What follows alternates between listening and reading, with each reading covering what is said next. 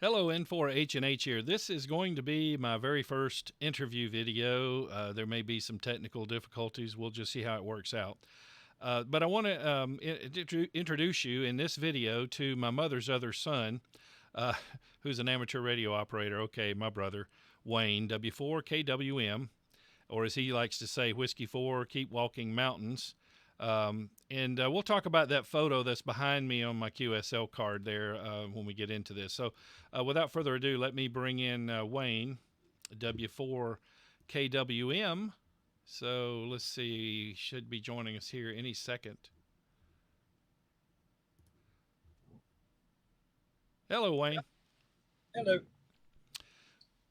Tell us about that background behind you. Well, it's really cold here.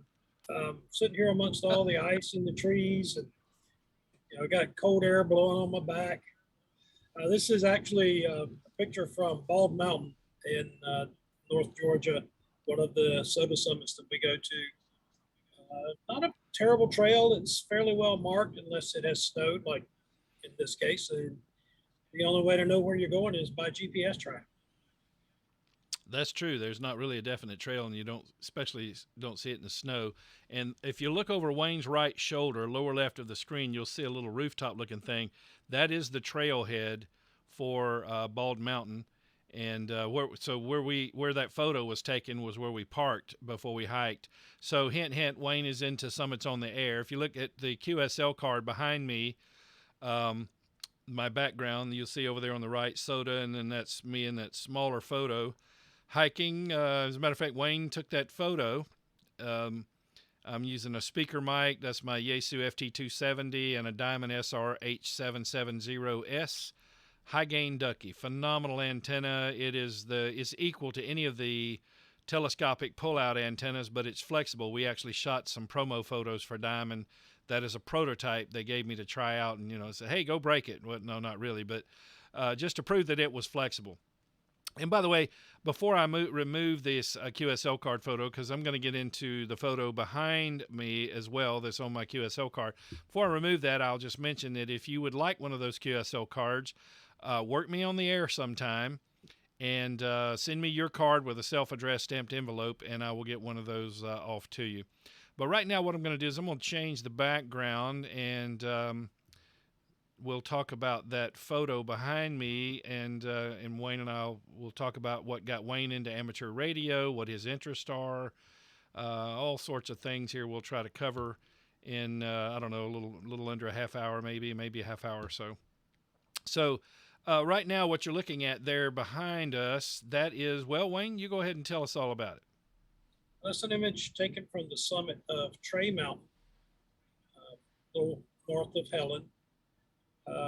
It's a nice 0.7 mile hike on the Appalachian Trail. The summit path is just about wide enough for two people. I mean, you have to turn sideways to pass on it. Those bushes there, rhododendron, they're all over the place. So it's a very small opening where this picture was taken from. It lends itself to standing there with your HT. If you want to set up an HF, you can, but you got to thread the antenna through all those limbs. Yeah. And this is a view looking south, and you'll notice ice on the treetops there. So when we were hiking this in the winter time, and on the way up, when you get much above 4,000 feet above sea level, the ice was accumulated in the trees, and you see the sunbeams coming down. I snapped this photo standing. Well, the summit is essentially rock, and it's not even rock. Not even. It's not even rock. You got to watch your footing when you're standing there. But I snapped that photo, caught it just right with the sunbeams, and those sunbeams were causing some of the ice in the trees on our hike up to fall out of the trees and hit us. And well, that wasn't pleasant, was it, Wayne?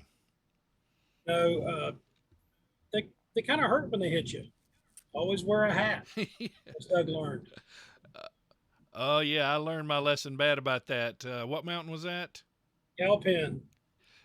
Yeah, a mountain called Cowpen. Okay, so this is Tray, Tray, on the Appalachian Trail. Those of you who are into POTA, Parks on the Air, if you hike up to this one, you get a double whammy. You can activate it as a Parks on the Air and as a Summits on the Air simultaneously. But we were over on hiking this other mountain called Cowpen, as in putting moo cows in a pen, and had an icicle come down, and it was really sharp, and it sliced my ear. So I've learned my lesson about making sure I've got my hat pulled down over my ears in this scenario. So Wayne, tell us a little bit about what made you get into amateur radio, because I've been in amateur radio since 1982. You didn't decide to do it until 2018, right? Yeah, in 2005, my wife Benita and I lived in North Fort Myers, Florida. That's the year that 5 hurricanes hit, and Charlie was the most devastating. The eye of the storm came within 5 miles of our house, so we had a lot of damage in the area. We were without grid power for 8 days. So cold showers, makeshift stove, and very little information. We had a radio, a little portable battery-powered radio, so we could listen in. And some technicians from her job brought us a little small inverter that I'd pull the van into the carport and run an extension cord in the house. So we turned the TV on, let it warm up, then turned the receiver on, let it warm up, and we could keep track of what was going on. But it's really tough when you've got that much damage around and you really don't know what's going on. Well, then we eventually moved to the Atlanta area, and our house is on a cul-de-sac at the bottom of a hill. So when we have ice storms, we oftentimes have ice in our driveway and in the cul-de-sac, and we can't get out. And when we have a power failure, then we're stuck here. And as long as the cell phones work, we're good. But if the cell phones don't work, then we have no way of contacting anybody, find out what's going on. So my wife had heard Doug talk about ham radio, and she decided that we were going to get our ham license. So she and I studied at night. We signed up for what's called a ham cram at one of the local ham clubs. And this class starts at 8 o'clock in the morning, goes all through the day, and they go over all of the questions in the technician question pool. Read the question, talk about the answer, why the answer is correct, a little bit of theory, and you go throughout the day. And at the end of the day, late in the evening, everyone tested. Well, when we got to the class, we were sitting there, and someone walked in that we knew. Doug's son Joshua had also signed up for the ham cram. We didn't know he was coming. He didn't know we were coming. So, and I didn't know either of you were doing it. Right? Yeah, I didn't know any of y'all were doing it. Yeah. We kept it quiet. We all three took our test and passed. And we ended up being submitted to the FCC. I got KN4LFT. Joshua got KN4LFU, and Benita got KN4LFV. So as you can see by my hat, that is no longer my call sign. I changed mine to Whiskey 4 Kilo Whiskey Mike. And Benita changed hers to K1CUP, Keurig 1 cup. She's a coffee fiend. And yours are your initials, and Wayne goes by his middle initial, as you can tell there. Yeah, he had some funny. We have a friend named Tony, W4TMD, Whiskey 4, the Mud Duck, and he loves funny phonetics. So Wayne's funny phonetics with his original call were KN4 loves flying toys because he's into drone flying. And his wife, we called her loves funny Valentines. Of course, now she is Keurig 1 cup. And then, of course, Wayne, my son, who doesn't really care for his call sign, but he hasn't changed it yet. I told him, I said, well, a low frequency unit or something. But Wayne uses his phonetics for when we're hiking a summit or what? Whiskey 4, keep walking mountains. And keep walking mountains. It just worked out perfectly. Sometimes these funny phonetics do. So and so Wayne got his license on a Friday in April of 2018.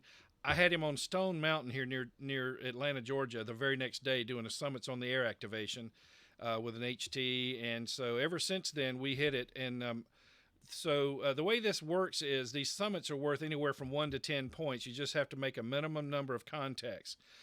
Similar to POTA, Parks on the Air. I think Parks on the Air you have to get 10. Is that right, Wayne? Right. Right. So with SOTA, you have to get 4, but you have to hike up these mountains and carry your gear. You can't use a vehicle. You can't even use even if you have a mountain you can drive up to, you can't use the vehicle. Can't touch the truck. We went on this one summit we call a drive-through summit. It really is. You can pull the truck in along this ridge line, and it's a tower site, but you can pull in and out just like a circular drive.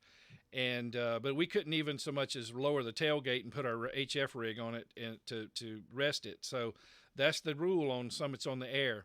So, but they do allow us to, we earn our points for the summit by getting 4 contacts.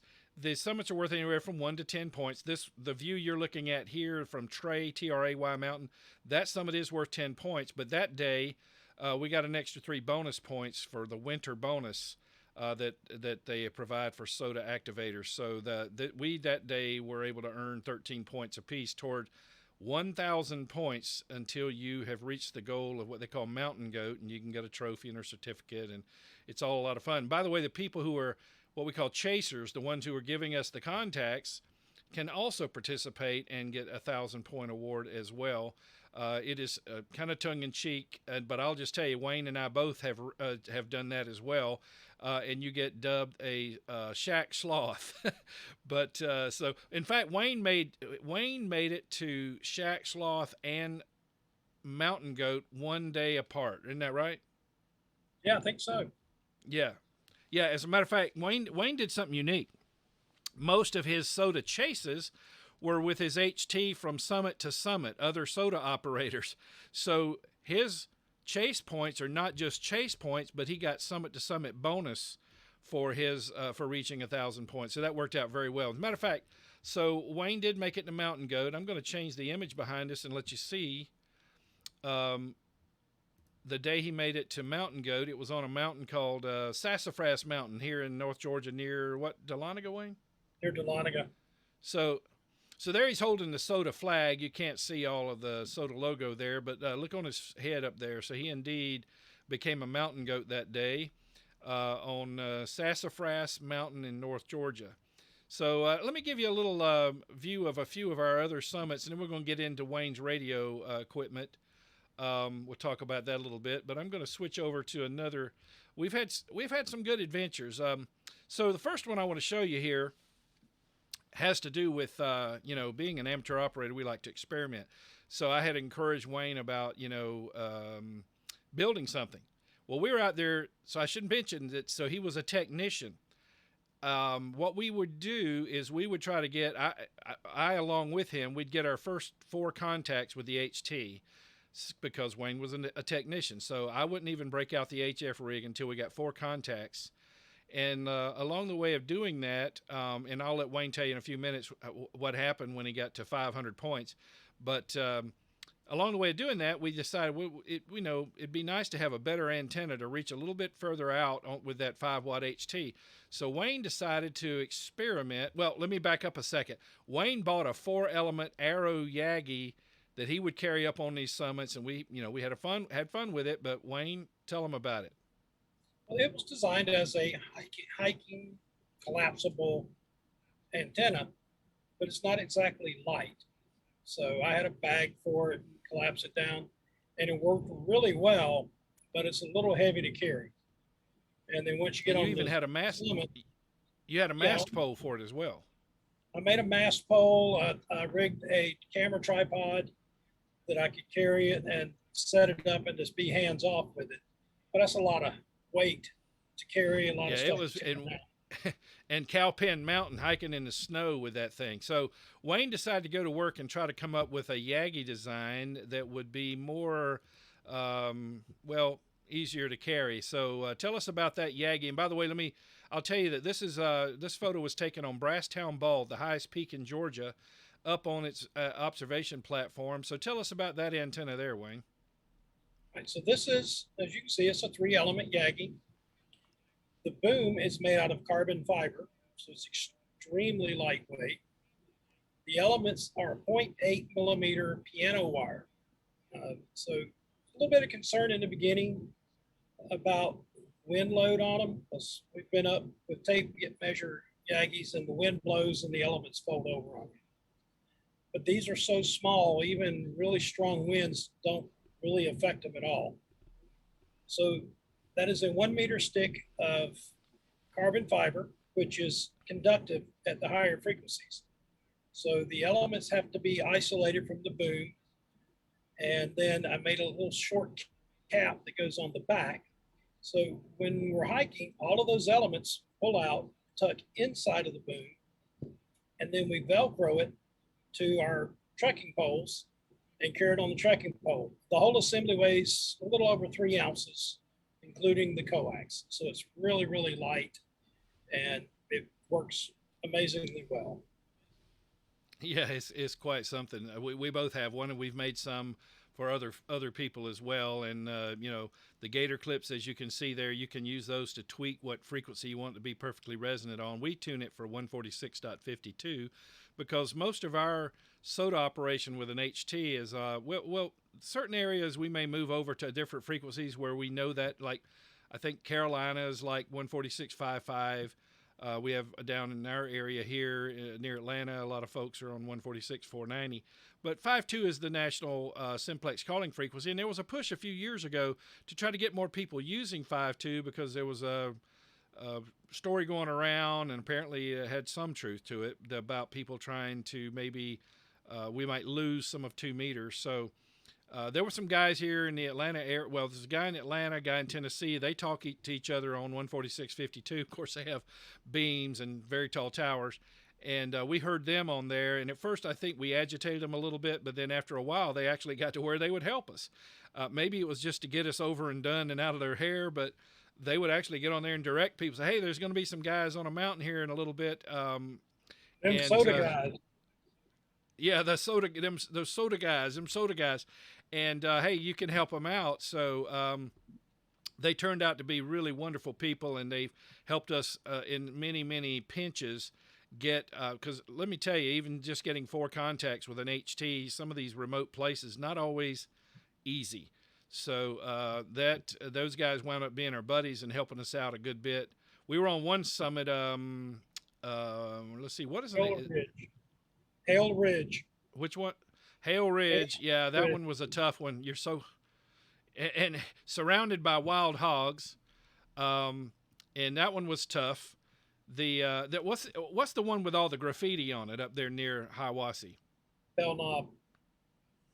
Bell Knob. So one of the guys I was talking about, he was helping the guy down near Georgia aim his beam, and without him, his name is Mel. I'll just go ahead and tell you, I don't feel at liberty to give his entire ID, but Mel was able, with the help of the other gentleman, he was able to get his Yagi aimed at us so we could get our 4th contact from Bell Knob, because even though it's not too far from Hiawassee, we weren't getting too many takers on 2 meters, and it was cold, and so we were very thankful that Mel was there, and the other gentleman, John, I'll say is his name. John helped Mel get his Yagi on us because John could hear us pretty well. So it's been a lot of fun, and that Yagi Wayne made has been a lot of fun. And you don't really even know you're carrying it because it's so light and just Velcroed to your hiking pole, your trekking pole. So let's take a look at a couple more photos here, and then we'll get into your gear. I want to show them so not everywhere that we go is snowy, I will say, but let me show you another one that we have. In fact, let me introduce you to Rusty, the trusty SOTA mobile. This is Toxaway Mountain. Tell them about getting up that mountain even with 4-wheel drive. Yeah, this mountain is at the end of a paved road through a very, very nice neighborhood. And the first time we tried to do it, we were in Doug's truck and we got into an icy patch and we had to stop. We couldn't go any further. So we were slip sliding away. Yeah, so we went up in Rusty, and I've got some decent all-terrains on it. So the snow up there that day was 6 to 8 inches. And we got off of the paved road into the tower site road and made it all the way to the top and spent a couple of hours up there making contacts. Yeah, it was that's a nice place. Let me show them this picture, Wayne. That is Preacher's Rock. Preacher's Rock going to Big Preacher's Cedar. Rock. Going to Big Cedar, North Georgia. Really, very, very, as you can tell behind Wayne, it's a beautiful, beautiful view there. So we don't always hike in the snow, but hey, those bonus points are nice when you're hiking on those summits. Here's a photo of me operating the 890. Wayne even has a folding table. See, you can see a little bit of Rusty on the right. So this is a drive up. This is Toxaway, and there you can see that diamond antenna I was telling you about earlier, the SRH770S. Just that right there has some really incredible range if you don't want to break out the Yagi. And let's see, I'll pull up another one here. But yeah, Rusty got us up there. My truck had us slipping and sliding, and let's see. I want so here's another one. Since I mentioned Mel and John, we were up here on this was Klingman's Dome, and I believe that's looking south. Wayne was able to work Mel from Klingman's Dome, Mel down near Atlanta, and also John. And so it was, see, those guys have hung with us. They've been really, really helpful to us. So that's the view from Klingman's Dome. I think that's looking south. I'm pretty sure. But, oh, tell him what happened to the Yagi that day. He was using the Yagi. I was using the Yagi, and I don't remember exactly what happened or how it happened. But one of my elements fell out. And I was looking over the edge of this bridge structure here and could see it laying in a limb down below, and it landed fortunately in a limb low enough we were able to shake the limb and get my element back. You can imagine trying to look for something as small as that piano wire, from and we didn't exactly know where it landed, but wow, it was just there. It was. We had to go down to the bottom of this thing, and then like he said, we had to shake that tree. Oh, Bald Mountain we talked about earlier at the very beginning, that trailhead. Let me just show you real quick. This is the summit of Bald Mountain. There's what it looks like in the snow. That's me in that photo. There's my FT891, which I carried for quite some time, all the way past Mountain Goat. I've since switched to a little 7-ounce QRP CW rig. But that 891 has been just a beast of a Summits on the Air radio. It really is. And it makes for a good POTA radio as well. And let me see. I want to show you one or two more here. We call ourselves the SOTA Banditos. Joel on the right got me into SOTA, and then that's me in the middle. That's Wayne on the left. This is a summit called Richland Balsam off the what's the name of that road? Blue Ridge Parkway. Blue Ridge Parkway. You can see there the elevation is 6,410 feet above sea level. And then one more, and then I want to show you something over here on the browser. This, like I said, not everywhere we go is snow and ice. This is Standing Indian, and tell them what you're doing there, Wayne. That I'm on my FT60. I've got the diamond flexible ducky on it, and just relaxing and making 2-meter contacts. And that's Joel in his hammock working hard with his KX3. He's actually making contacts with his KX3 there. And now the contact where Wayne's sitting right there, the contact he made with that antenna, and then we eventually all grabbed it because it was the longest distance 2-meter contact we'd had on a ducky. Of course, that is the Diamond SRH770S, 124 miles in another state. As a matter of fact, the guy we were working was back in Georgia, and this is in North Carolina. So that's a lot of fun. But yeah, so sometimes we can be relaxing. I want to pull up the browser and show you something. Let me get it on screen here. This is the SOTA database where you log your contacts, and I wanted y'all to see here. Let me tell you what. Let me move us over a little bit out of the way. So as you log your points, you can get awards at 1,000 points. Actually, they have certificates for 250, 500, what have you. Once you get 1,000, you're a mountain goat, and Wayne is number 5 in Georgia at 1,417. So and if you look up here, KC4WZB, that's Joel in the hammock. He's number 2 in the state at 2,073. So he has reached mountain goat twice. Kevin above him started SOTA in Georgia, and now SOTA itself started in England, but Kevin started it in Georgia, and he's at 2,652 K4KPK. WG4I here, that's Ryan. Ryan actually got Joel into it, and then Joel got me into it, and I got Wayne into it. So, but now let me talk about the bonus points. Over here, you see Wayne's at 1,189 points, but he's got 228 bonus points. So he has hiked in the snow and ice worth 228 points, and that's boosted his total points to 1417. And they go by the total points for awarding the mountain goat. And a couple of good friends of ours, or three of them right here. You'll see WB8ICQ, Scott, he's mountain goat now, and then a husband-wife team, Mark and Jean right here, also mountain goats, and they're also prolific chasers.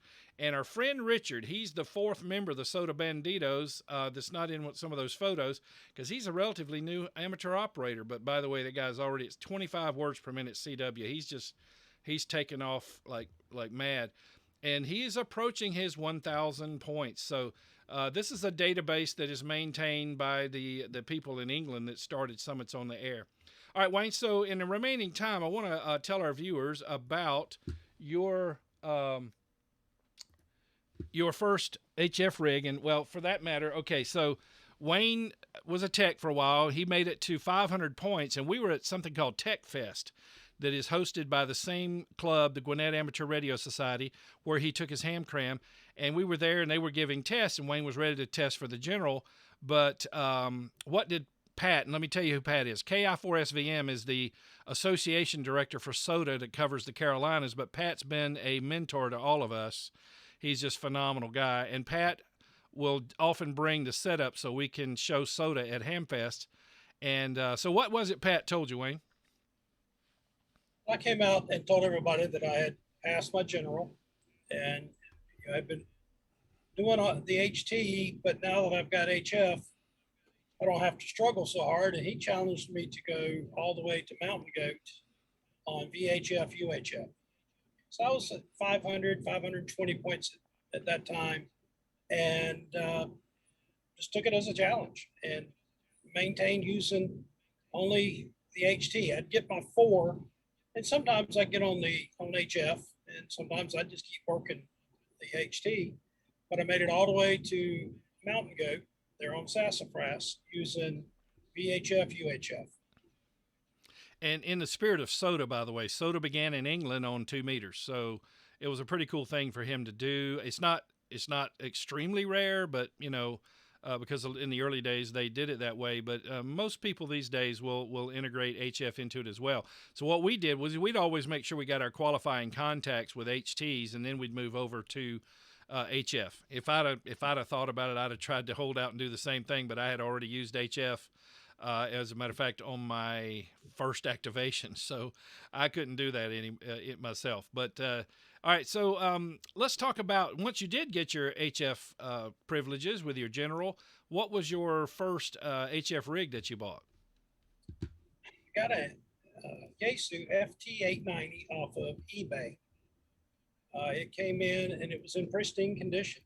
It's very clean, no scratches, and it works. It works really well. It's 100 watts, 12 volt source on it. My longest contact is to Brisbane, Australia with this radio on my ZS6 BKW, 20 meters. The gentleman I talked to had been talking to Europe.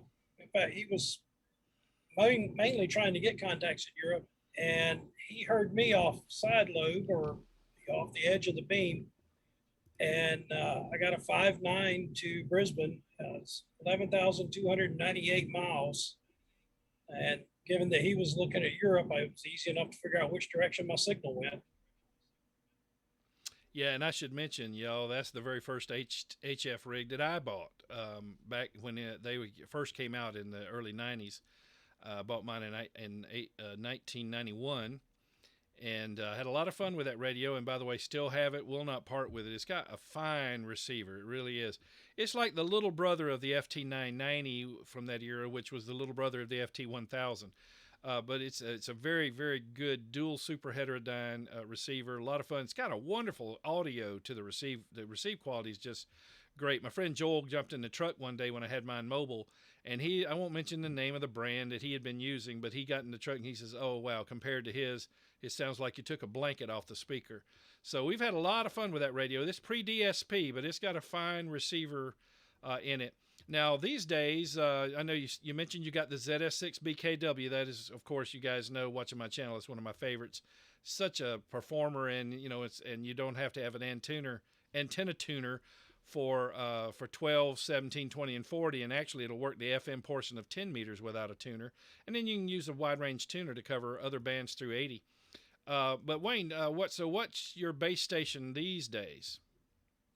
Well, I've still got this radio on the bench for grid down, but my primary is an FTDX 5000 by Yaesu. Same thing that I have here in my shack. Of course, now I've got the FTDX 10. Everybody knows that watching my channel. But hey, it's no secret. I love the FTDX 5000. Just such a fabulous radio. And it's the radio that is sort of the logo, I guess, of my channel. And there's one there in the background. So Wayne runs one of those as well. He's got an Elecraft amplifier, the KPA 500, right? Yes. Yeah, great performer, and like we've talked about on the channel before, that first 400 or 500 watts makes all the difference in the world. So, I wanted you guys to meet my mother's other son for my first interview. Okay, No yeah, relation. so we're brothers. Yeah, we're not related at all. Yeah, that's right. I'll leave you with this image here. Let me bring it up here. I've talked about Joel, so let me show you. This was taken on a really cool outing in North Carolina. That's Joel. I don't have enough room on the screen to show you, but he's standing on a big rock on a summit called Jane Bald, and I believe that's his FT60 there with his Diamond SRH 770S.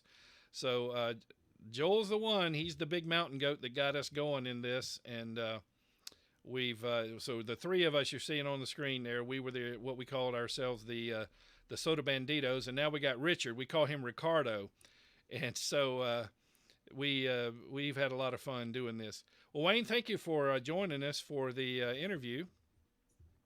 Anything else you'd like to say to my viewers before you go? I'll just if you're not a tech yet, study for it. It's not that hard. Go ahead and get your license, get into SOTA. It's a really good outdoor activity.